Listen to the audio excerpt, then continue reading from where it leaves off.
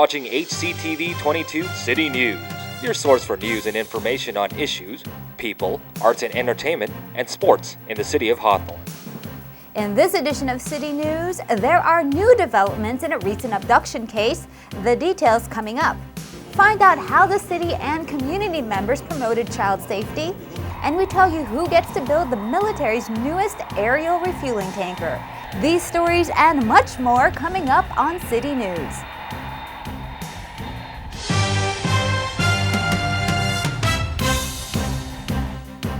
Hello and welcome to City News. I'm Michelle Mizell Archer.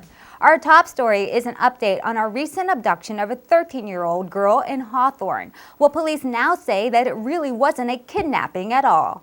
Officers say the girl lied when she originally told them that last month she was walking to school in the 3500 block of 132nd Street when a man apparently approached her with a knife and shoved her into a car.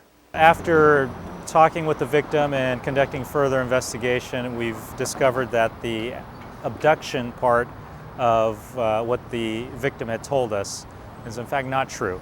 It was an acquaintance of hers, and the suspect was known to her, and she went in with him in the car, and it was not a kidnap. The girl also said the suspect drove her to a different location, sexually assaulted her, and then drove her back and ordered her out of the car near Bud Carson Middle School on Yukon Avenue, where she first reported the incident to her teachers. Investigators say this part of her story is true. She still claims that there was a sexual assault that occurred after. We have evidence also leading to that. So we believe that part of what she has told us or what had occurred or happened. Now, police say that the apparent incident has caused much worry in the community, but they want to emphasize to the public that although a predator is not on the loose, it is still important for students not to walk to and from school alone. Well, to ensure the safety of young ones, Mayor Larry Guidi, City Council members, and the Home Depot Center in Hawthorne hold an annual event. HCTV reporter Sophia Pop reports. It was a day dedicated for children to learn about the importance of staying safe.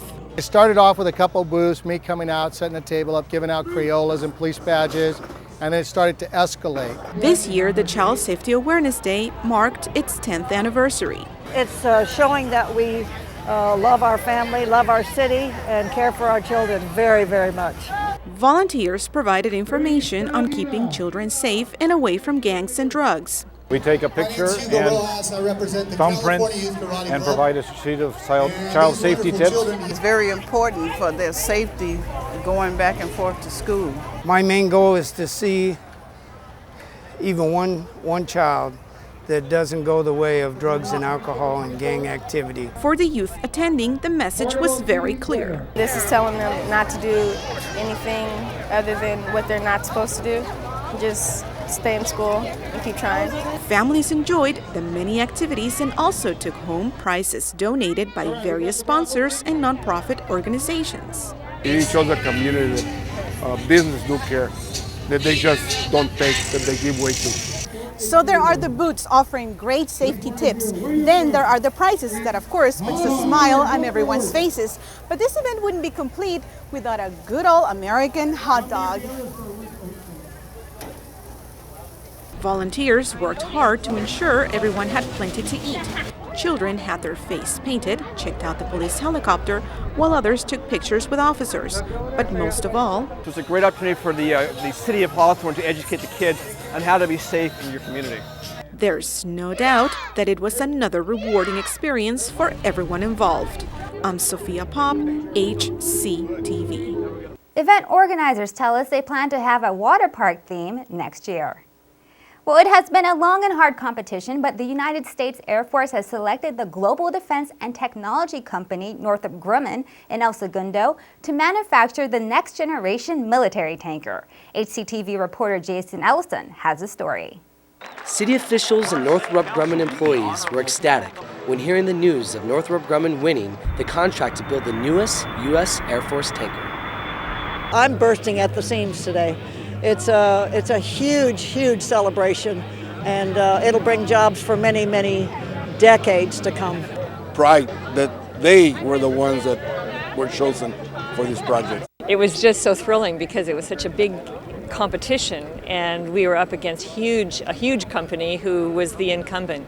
The construction of the KC-45 will create 7,500 jobs at 43 companies in California that supply parts or services, including nearby Northrop Grumman. We have a lot of people who live in the city of Hawthorne that work for Northrop. Well, as an employee, that means that there's longevity and there have been opportunities for a lot of people to get involved as suppliers in the community. The new KC-45 is more fuel efficient, able to carry more passengers, and reach higher speeds than its predecessors. We were basically 20% more capable across the board of a number of requirements the Air Force gave us, and at an equal price. Joanna Lampkin says the Northrop contract was won because of teamwork. And we're like a family, you know.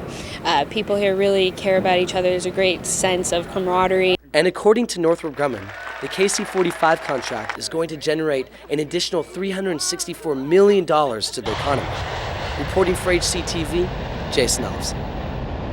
If you want more information about the KC-45, visit www.americasnewtanker.com. Well, you may have received a notice back in February regarding a proposed clean water fee. Now the city is asking you to vote. The proposal is for residents who own properties that are 6,000 square feet or less to pay $2.50 a month for the next 10 years. The fee is to help pay for new underground filtering devices and other equipment that will purify storm runoff before it reaches the ocean. Senior citizens are exempt from this payment. The changes are being done to comply with state mandates to protect our water. It's a program that we're doing now, but that will be expanded and amplified in the very near future. Our funds are not going to be amplified or expanded, so we are searching for other sources of funding because these mandates from the state are all unfunded. City officials say that without the clean water fee, money for this project will have to come out of the general fund, ultimately cutting budgets from other city programs. You can cast your vote by mailing the ballot back in its return envelope or dropping it off at the city clerk's office at Hawthorne City Hall, located at 4455 West 126th Street. For more information, call 310-349-2987. Well, the Hawthorne President's Council recently hosted the annual K-9 Community Barbecue Dinner. The purpose is to help support our police dogs, but as HCTV reporter Christina Pascucci reports, those who came got a lot more out of the event. Community members gathered at the Memorial Center to help support a good cause. It's our annual community dinner to help raise money for our K-9, and it's a great party. It's a big party. It's also a celebration of all that these dogs do for our city. That Heidi over there is the one that sniffed out $1 million worth of drugs. And, that was her first day on the job. Councilman Pablo Catano describes the positive benefits that this barbecue provides. He has provided our police department with the money for training, for equipment, and also for new dogs. And attendees get to interact with the officers as well as their partners. It gives the community a chance to meet the K-9 handlers and to see and via the demonstrations get an idea of what the dogs are trained to do and how they work. A lot of people have the perception that these animals are attack dogs, but as you can tell, they're actually very social, lovable creatures. All of our patrol dogs go home with the officers, and they live a very social life at home. Most of our officers have small kids, and so they're integrated into the family. Roscoe's like a light switch. He knows when it's time to work, and he knows when it's time to relax and play. When at work, these dogs are invaluable to the officers. Instead of the office to be at risk, they work as a partner, and the dogs go first and chase the bad guys, chase the drugs, chase the counterfeit money, so to protect our communities. These dogs help save officers' lives. That's why it's so imperative that the community helps the K-9 program thrive. With a $10,000 price tag per dog, community contributions are essential. When you're talking about that amount, you're also including not only the cost of buying the dog, but also the school and the training that the officers go through. But these animals are worth every penny. Cora Travers agrees, as she has been a major contributor to the cause and was involved with this event for 27 years. Because I believe in our K-9 teams and our police department and the city of Hawthorne and everything, every way. Individuals, businesses, and philanthropic groups who made contributions at this year's barbecue made huge strides toward helping Hawthorne's K-9 unit thrive. For HCTV, I'm Christina Pascucci. So far, more than $2,500 was raised at the barbecue. The state of California has several guidelines dog owners must follow, so dogs and their owners recently showed up at City Hall to make sure they fit the bill.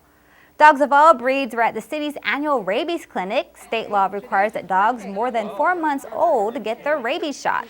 The clinic offers low-cost vaccinations as well as microchipping and pet license renewal. Organizers say there's always a good turnout. We normally end up with several hundred dogs by the end of the day. We've actually even had a few cats this year. For more information, please call the Animal Control Center at 310-349-2948. Well, coming up next on City News, we tell you who now takes your calls when you dial 911 from your cell phone. Also, there's a very effective program that helps students get jobs. There's more news up ahead. You know when that shark bites with its teeth, scarlet billows, will they start to spread? Hey, it's that time of year again, the Italian Festival here in the city of Hawthorne, June 14th, here at Hawthorne Memorial Park. Bocce tournament starts at 8 o'clock a.m. sharp. The festival kicks off at 10 o'clock a.m. We have a tribute singer to Dean Martin and Frank Sinatra, and for the first time in the South Bay, an Italian pasta eating contest with great prizes, a karaoke contest. We have 2 round-trip tickets to Italy on Alitalia Airlines. We have food, we have entertainment, you name it, we've got it. See you on June 14th at our Bocce. Have fun. Way down by the river, don't you know? Way at the cement bag, just a drooping on down old that cement.